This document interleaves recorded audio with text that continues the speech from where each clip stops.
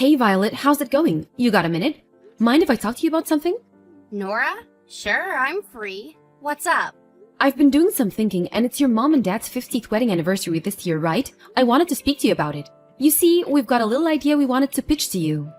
Oh, is it? I must have forgotten. Yeah. Anyway, your mom and dad have always been good to me. They're the best in-laws a girl could hope to have, and I feel lucky to have them in my life. So me and Jason have been talking, and we decided we want to splash out to send them on a holiday somewhere nice as a huge once-in-a-lifetime anniversary present. What do you think? Sounds fine to me. Do what you like. I really couldn't care less. Why are you bothering me about it? Well, we were wondering if you'd help us make sure that they have a great time. We want it to be a holiday to remember. You mean you want my money? Well, I wouldn't put it so bluntly, but we were hoping you might contribute a little something to the holiday fund. No chance. You're free to do what you like, but don't try dragging me into things by begging me for money. I'm not begging you, and we're not trying to drag you into anything. We just thought it'd be a nice idea if we could celebrate this together as a family. You're their daughter, after all. Besides, I heard they paid for the deposit on yours and my brother's house. What better way to thank them for being such amazing parents than to send them on a trip of a lifetime for their golden wedding anniversary? The deposit? Phew, it was only a measly $20,000. They hardly broke the bank. Fine, okay. Would you at least mind riding in a cart for them? If you could, it would be amazing if you could ride them one from little Mikey too. They'd be over the moon to get an anniversary card from their favorite grandson. You know how much they dote on that boy. If that's all you're asking, then I guess I don't mind riding in a cart. Mikey can write one himself, though. He's 11, you know. Thanks so much, Violet. But let me make one thing clear. You're not getting a cent of my money unless you pry it from my cold, dead hands. Why would you waste money on something like that? You must be mad. Something like that? This is your mom's and dad's golden wedding anniversary we're talking about here. They've been together for 50 years. They've always been so good to you, and we'll never get the chance to do this again. I couldn't care less. What's so special about him being married for a long time? What, do they want a medal? Geez, Violet, they're your parents. Besides, you're always buying luxuries like branded clothes, accessories, and perfumes, right? Would it really hurt so much to part with a little of that money to jet your amazing parents away for the anniversary trip of a lifetime? We're not asking for much. It'd be nothing in comparison to the designer goods you buy. Who the hell do you think you are? You've got some nerve to speak to me like that. If you were trying to piss me off, you've succeeded. Remember when your dad got hospitalized after his car accident? Not only did you not contribute when we all chipped in to pay his medical bills, but you didn't even visit him. In the end, besides your mom, me and Jason were the only ones who were there for him, physically, emotionally, and financially, while you barely lifted a finger. What's the problem with that? Jason's the eldest son. It's the eldest son's job to step in when his parents are in trouble. What did you expect me to do? Give me a break. But you literally did nothing. That's not normal. You couldn't even bring yourself to visit your seriously injured dad in the hospital? No matter which way you spin it. What you did was messed up. Not only that, but you and your husband have way more money than me and Jason. The fact that you were in the best position of all of us to help out and did nothing says it all. Sure, we have a lot of money. My husband's a top executive at a major global company. What of it? What are you saying? That us being rich and successful means that you have a right to our money? That's laughable, pathetic, poor people logic. We are not a charity. Wow, I see. Fine. You know what? Forget it. To be honest, we were pretty certain you wouldn't help us before we even asked. I only messaged you just in case you changed your ways since we last spoke, but I see now that would take a miracle. It's plainly obvious that you're only begging me for money because you have none of your own. This is all just a ploy to pull at my heartstrings, isn't it? How about you stop pretending you're not poverty-stricken losers and just admit your status as miserable bottom feeders? Anniversary holiday fund? Don't make me laugh. You're the last people who have the financial freedom to be paying to send other people on holiday. That's not true. Me and Jason can afford it if we pool our savings. Maybe so, but something like this must be very expensive for a low-income family like yours. Tell me, Nora, what's it like being a peasant? I imagine it must be terribly difficult to get by. I heard you use discount coupons at the supermarket. Can you imagine anything more tragic? What's wrong with using discount coupons? What's wrong? What's right? Think about it. You spend your time saving up scraps of paper to get measly $1 discounts on what was already cheap peasant food to begin with. Maybe if you'd spent your time studying and working hard to succeed in life instead, this unfortunate situation could have been avoided. What a pitiful existence. I could never live like that. I believe it. I heard all about your extravagant spending habits. You spend 3 hours at the salon every day, you dine at fancy restaurants like you're a member of the global elite, and you wouldn't be seen dead without your Peepsio Armani clothing and perfumes. How does your husband feel about you wasting his money like that? Does he never say anything? Why would he care about any of that? It's pocket change to him. When you're as rich and successful as we are, your sense of money changes. Let's say we have a little more leeway than the likes of you and my brother. My husband could care less about the occasional luxury here and there. I could be wrong here, but something tells me that just because he's away in Seattle on a company transfer doesn't mean he's okay with you blowing his hard-earned money on frivolities. If you're trying to start a fight with me, you're going the right way about it. I suggest you be very careful about what you say next. You always seem to have some kind of whining, niggling complaint every time I come over to see my brother too, don't you? Tell me, Nora, why exactly is it that you don't know how to shut your goddamn mouth? What I spend my money on has absolutely nothing to do with you. Now back off. Jason's sick and tired of your shenanigans too, you know? You're the most selfish, egotistical person either of us ever met. You genuinely think you can do whatever you like as long as it makes you happy, don't you? 'Cause screw the other people and their feelings, right, Violet? Right? I think I finally get it. This is your inferiority complex speaking. The desperate attacks of a jealous brokey. Excuse me? You're jealous of me and my luxurious lifestyle, aren't you? Admit it. I can read you like a book.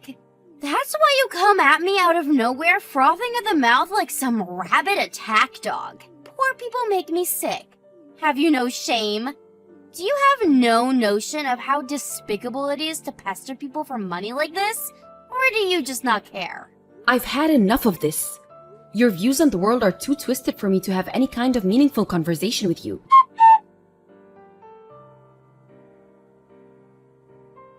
Sorry to message you so late like this, but I just happened to bump into Mikey. He's still in elementary school, right? Yes? Why? What do you want? I just saw him outside alone walking the dog. It's really late. Should he be out on his own this time? Don't you think it's dangerous? He's used to walking the dog. There's nothing to worry about. And sure, he may be in elementary school, but he's in the 6th grade, and it won't be long before he moves up to junior high. But it's past 10 p.m. I get that it's not a bad neighborhood, but you still sometimes see the occasional creep. Do you think it's a good idea for him to be out alone at night? It'd be dangerous even for a junior high or high school kid at this time. Creeps? Don't be ridiculous. You can be such a drama queen. Besides, even if something did happen, the dog would protect him. Seriously? Your 12-year-old chihuahua is going to leap into action and defend your son from some marauding weirdo? I'm telling you, it's fine. You worry too much. Kids these days are so independent, they stay out much later than they did when I was a little girl. I can assure you, you don't need to concern yourself with my son's dog walking routine. Is this why you're so poor? Because you spend your time poking your nose into other people's affairs instead of making money? Forget my financial situation. Look, couldn't you have him go out earlier, like in the daytime? Why do I have to control every aspect of my boy's life? It's his own fault for not going out earlier. I'm not his prison guard. If he must go out at this time, at the very least, couldn't you have gone with him? I'm busy. Anyway, it has nothing to do with me. My son's in charge of all things dog-related. He's the one who said he wanted a dog, so it's only right that he takes care of it. The pooch is Mikey's responsibility. Please, Violet, will you at least consider the possibility that it might not be safe for an 11-year-old to be out on his own at this time of night? If you're not willing to stop him doing it, will you at least let me go with him? It's not just girls that get targeted by creeps, you know? You hear about this kind of stuff in the news all the time. Do what you like. Phew, okay, thanks. I will. I'll let Mikey know he's gonna have some company. Good grief, you're so soft on that boy. I wonder if it's because you have no kids of your own. I suppose it only makes sense that you'd know nothing about raising children. But I do at least wish you wouldn't pester me with trivialities like this. Your son's safety is triviality? Lord, give me strength. Anyway, even if I don't have kids, I know full well how dangerous it can be for a child to be out walking on their own late at night. It's not my job to interfere in every aspect of my son's life. How on earth do you expect him to grow into a disciplined, independent young man if he can't even be trusted to walk the dog on his own? I guess you always did have a tendency to look the other way when it came to Mikey, huh? Good grief, woman. Quit your complaining already. By the way, where did you end up deciding on for my parents' wedding anniversary holiday? We spoke to them about it, and they said they really wanted to go to a hot spring resort. We did some research on the best spots in America, and we're thinking of sending them to a famous resort in California. Oh, that close? You could have at least sent them further away. Are you aware we live in Washington, my dear? They'll barely feel like they've moved. I suppose I should have seen this coming. What with you being extremely poor and all. I mean, California, seriously? Everyone knows that when it comes to hot springs, there's only one place to be. Oh wait, could it be you couldn't afford to send them there? Go on, enlighten me. Where would you send them? The land of the rising sun, Japan, duh! If you couldn't afford that, you could have at least sent them some other place abroad. You know, like Hawaii or Guam. To think you'd send them 2 states away. My poor parents must be so disappointed. But they said they wanted to go to a hot spring resort. They probably just knew if they said that, you'd send them on a cheap trip to California and not take too much of a hit financially. They were only doing it out of consideration for you. They're aware of how poor you are and didn't want to put you in an awkward situation. It's amazing, really. You make this big show and parade about treating them like royalty for their golden wedding anniversary and then send them to California. If you're gonna celebrate, at least do it properly. Okay, Mrs. Travel Expert, tell me, what does celebrating properly look like? I just told you, going abroad. Take me, for example. I have 3 trips abroad planned for this year alone. I'm going to Dubai for the summer. That's great, Violet. Good for you. Somewhere exotic like Dubai might be a really attractive holiday destination to a seasoned veteran like you. But I'm not sure your aged parents, who have almost no experience traveling abroad, would see it in the same way. Lots of stuff can go wrong, and when you don't know what you're doing, traveling can be surprisingly stressful. Besides, and I'm repeating myself here, but they're the ones who said they wanted to go to a hot spring resort in the first place. I think a nice easy trip to California is by far the best option for them. That's such a peasant-like way of looking at things. But what did I expect? You are a literal peasant after all. I can't say I don't feel bad for my poor parents, but what do I care? It's not like I'm the one paying for it. Do what you like. I will. We'll decide where your parents go on holiday amongst ourselves. What the hell's going on here? I could ask you the same thing. What the hell do you want? When I went to the supermarket just now, I passed through your neighborhood. The supermarket? Oh no, you don't mean that budget supermarket for poor people a few blocks away, do you? You went again today? Are you gonna spend your whole summer vacation trading in poverty coupons for discount peasant slop at that shabby supermarket? I hesitate to call it a supermarket. Poop market would be more appropriate. Hilarious, Violet. Well done. There's absolutely nothing wrong with buying food with discount coupons at a bargain supermarket during summer vacation, and that's the hill I'm willing to die on. Forgive me. I should have known you can't afford to go on holiday. I see you're just as broke as ever. I know it might seem like I'm harsh with you sometimes, but to tell you the truth, I actually feel sorry for you. You feel sorry for me? At least I'm not such a scumbag I'd leave my poor son on his own while I jet off on holiday. Huh? Mikey was sat all on his own on your front porch. He was sat shivering in his tattered, worn-out clothes while cuddling the dog for heat. He said he was waiting for you to come home. Apparently you told him you were going to work? You saw Mikey? What on earth were you doing at our house? I won a toy car from a lottery event I got entered into with one of my coupons. I thought Mikey would love it, so I stopped by to give it to him. I didn't want to disturb you, so the plan was just to leave it on the front porch for him to find. That's when I found him sat there all on his own. I could barely believe my eyes. Oh, I see. Well, give him the toy and get lost. You don't need to worry about my son. I thought you were supposed to be going away for summer vacation as a family. Why did you leave Mikey on his own? Not only that, but you lied to him and said you were going to work, so he thought you'd be back soon. What the hell do you think you're playing at? This is unacceptable. Who told you we were going on holiday as a family? Seems to me like you just assumed it based on nothing. If you must know, I'm on holiday with my friend. The only reason I told Mikey a little white lie is so he'd watch the house without kicking up a fuss about not being able to see me for a while. What? You intentionally deceived your son and you see no problem with that? Sure, as soon as I mentioned work, he just gave in and accepted.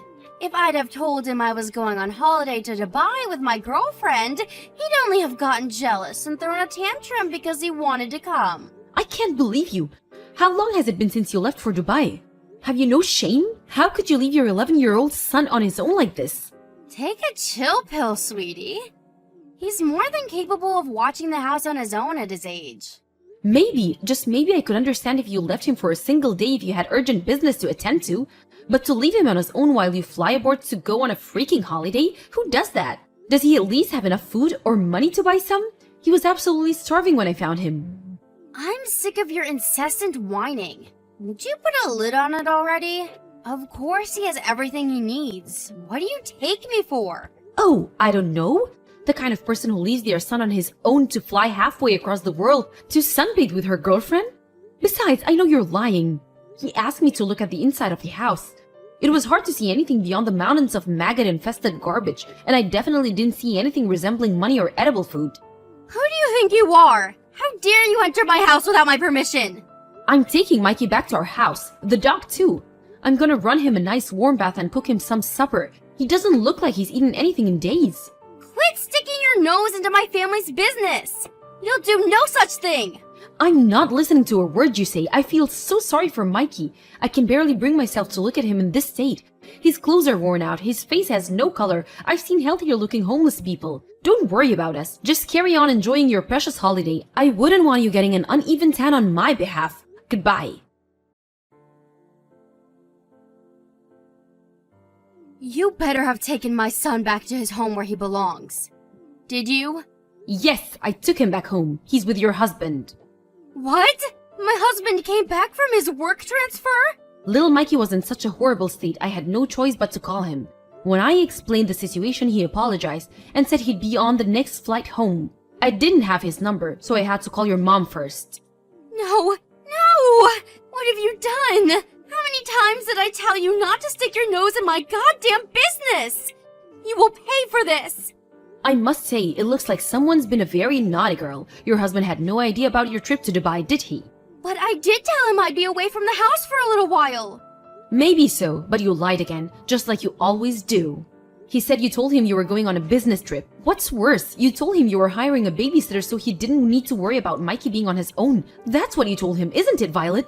Lies, lies, and more lies. I gotta say, I've never seen your family this angry before. No. I didn't mean to hire a babysitter. That wasn't a lie. But she canceled on me at the last minute. That dumb girl. None of this would be happening if she'd just done her job like we agreed. I had no time to find another one, and my flight was due to leave, so I had to leave Mikey to watch the house on his own. You didn't have to take him like that. He's used to watching the house. He would have been fine without your meddling. He was starving, Violet. He said all he had left to eat was some candy that he was rationing because he had no idea when you'd be back. Him shivering on the porch cuddled up to the dog like that was the most heartbreaking thing I've ever seen. How could you do that to your own son? I told you I left him some food.